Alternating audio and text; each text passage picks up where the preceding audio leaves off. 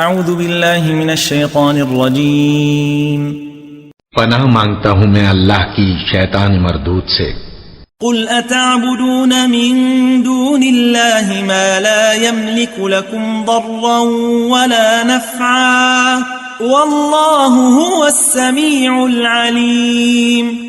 کہو کہ تم اللہ کے سوا ایسی چیز کی کیوں پرستش کرتے ہو جس کو تمہارے نفع اور نقصان کا کچھ بھی اختیار نہیں، اور اللہ ہی سب کچھ سنتا ہے، جانتا ہے۔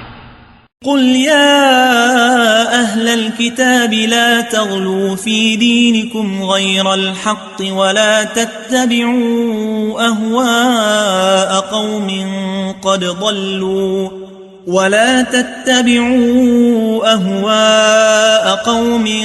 قد ضلوا من قبل وأضلوا كثيرا وضلوا عن سواء السبيل۔